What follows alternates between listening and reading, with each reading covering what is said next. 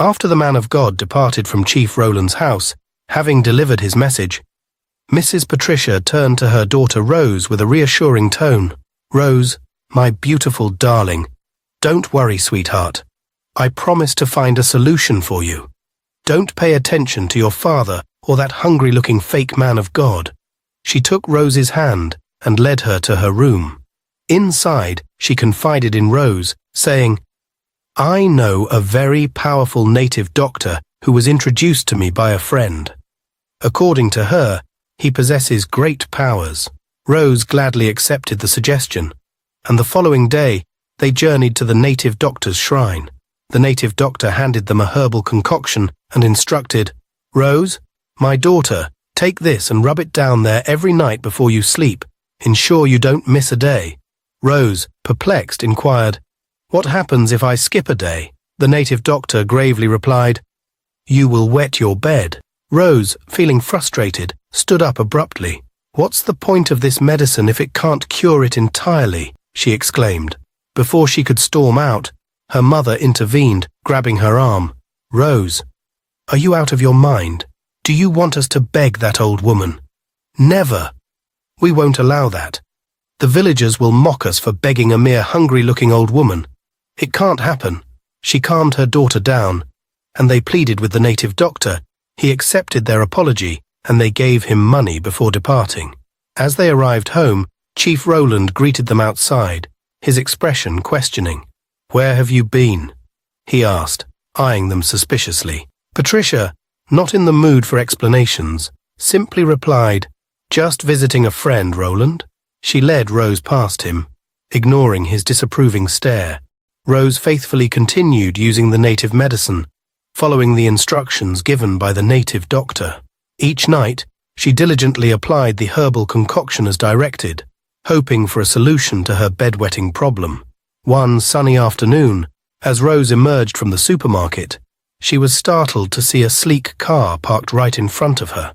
A well-dressed young man stepped out, flashing a charming smile. "Hey there, I'm Anthony," he introduced himself, his voice friendly and warm. Rose, caught off guard by his sudden approach, couldn't help but smile back. They struck up a conversation, exchanging pleasantries and sharing laughs. Before long, Anthony expressed his interest in staying in touch. "Can I have your number?" he asked, his gaze lingering on Rose. Without hesitation, Rose retrieved her phone and swiftly handed him her number. Anthony raised an eyebrow in surprise. "Wow, that was quick," he exclaimed, impressed by her confidence. Rose grinned mischievously. "Well, of course.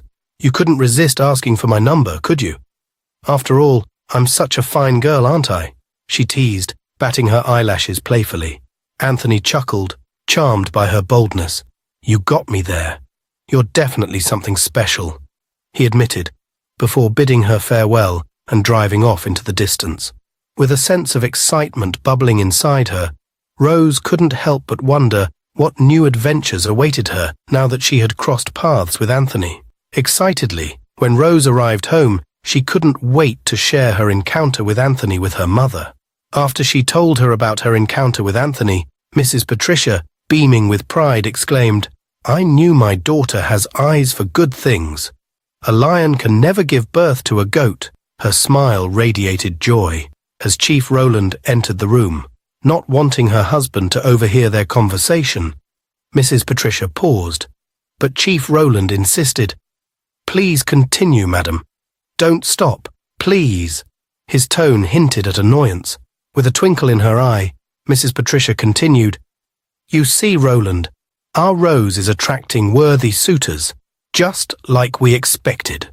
Chief Rowland's expression darkened as he heard his wife's words. "Why are you doing this to this young girl?" he demanded, his voice filled with disappointment. "She separated from her husband just a few months ago, and now you want to encourage her into another relationship simply because of your greed." Feeling the weight of her husband's disapproval, Mrs. Patricia replied, "I just want what's best for our daughter, Rowland. Anthony seems like a good match, and Rose deserves to be happy." Chief Rowland shook his head in frustration before storming out of the room, leaving Mrs. Patricia to contemplate her choices. Despite the tension, Rose couldn't help but feel thrilled at the thought of embarking on a new romantic journey with Anthony.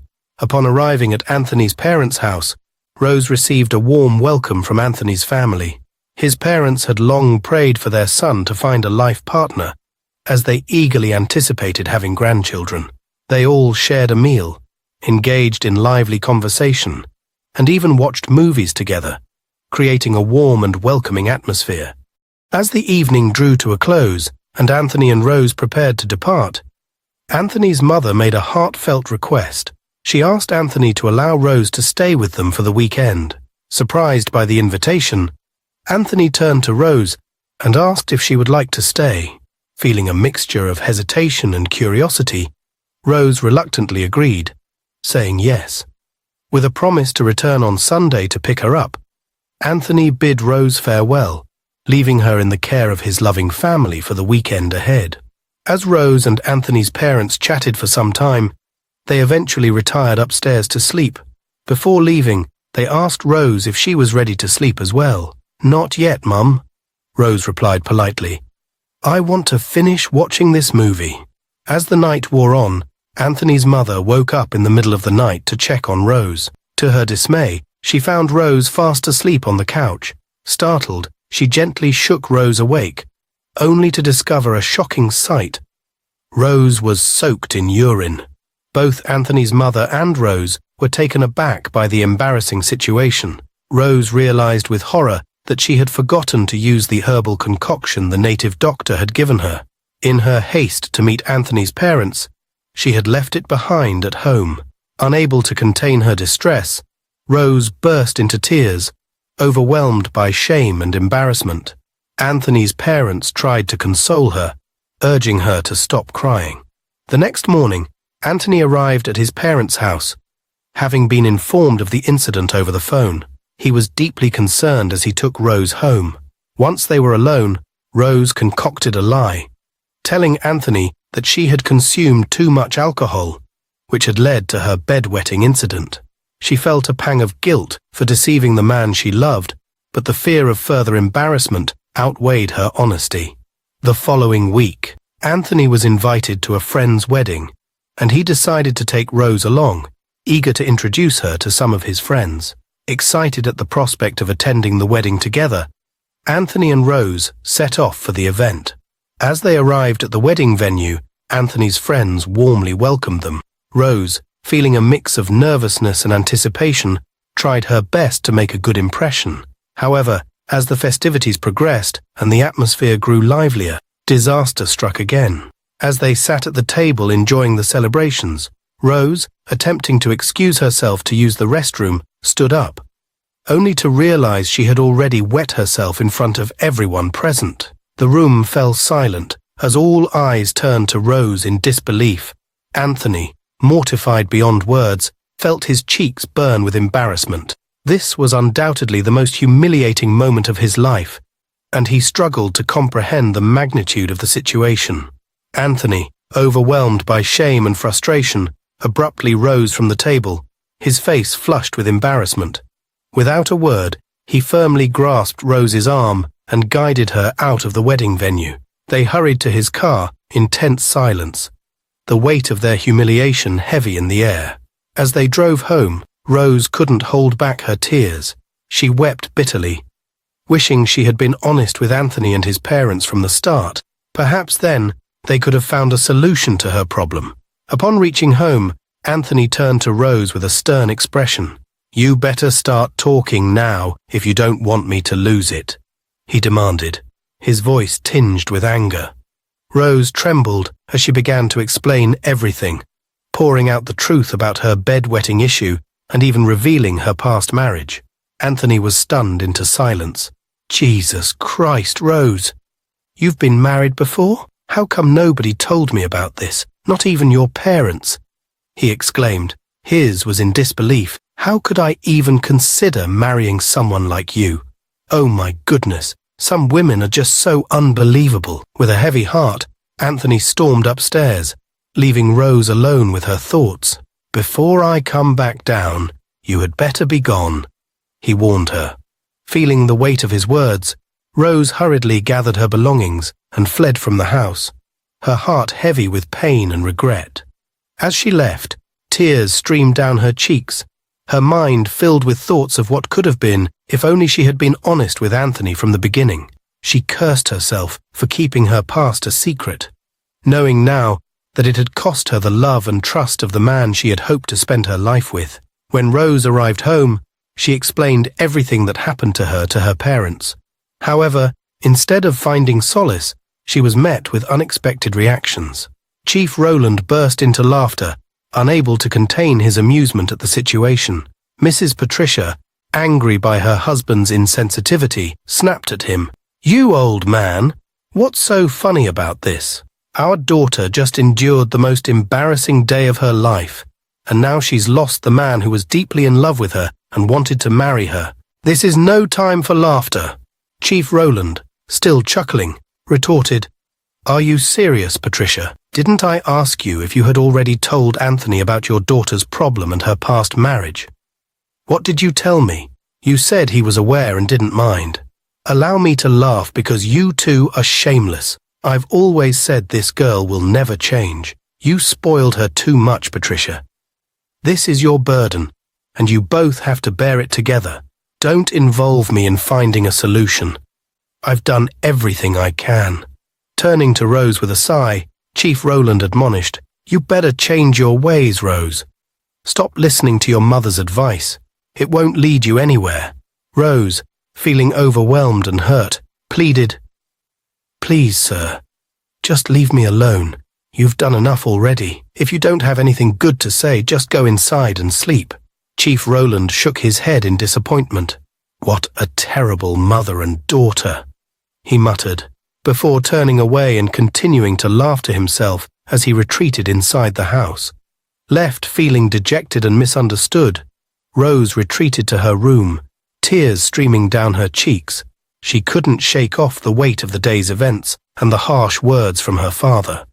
Mrs. Patricia, seeing her daughter's distress, approached her with a mixture of regret and concern. "Rose, my dear, I'm so sorry for what happened. I never imagined it would turn out like this," she said, her voice tinged with remorse.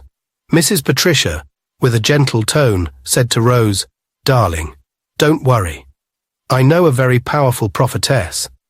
I'll take you to her early tomorrow morning." But Rose, feeling weary of their endless search for solutions, sighed in frustration. "Mum, I'm tired of all this.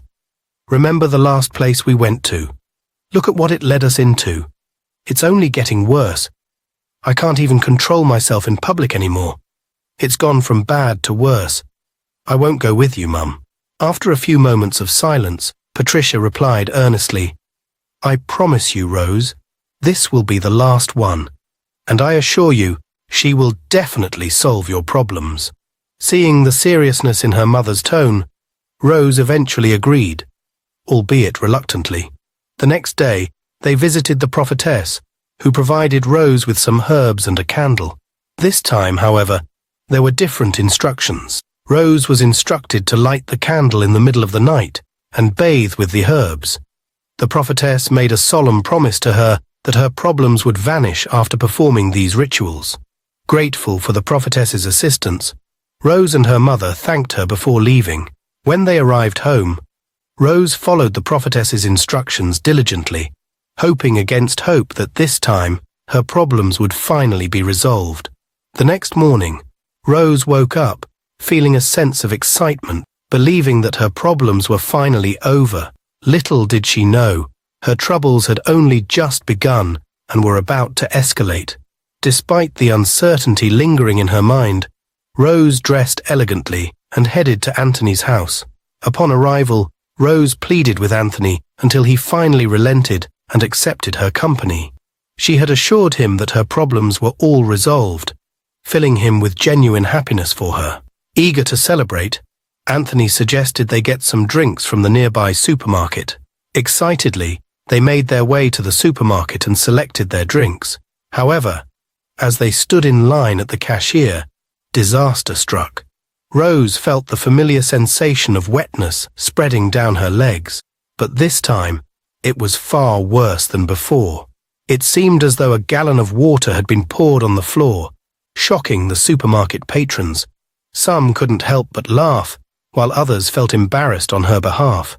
Unable to bear the humiliation any longer, Anthony stormed off angrily, warning Rose never to come near him or his family again. Rose was left devastated, tears streaming down her face as she struggled to comprehend the magnitude of the situation.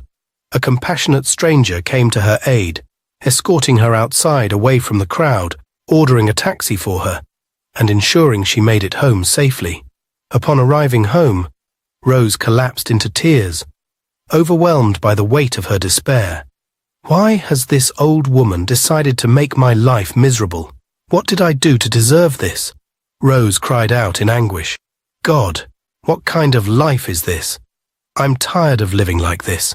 I can't even go to public places anymore without fear of being embarrassed by my condition. Hearing his daughter's cries, Chief Roland felt a surge of pity and compassion for her.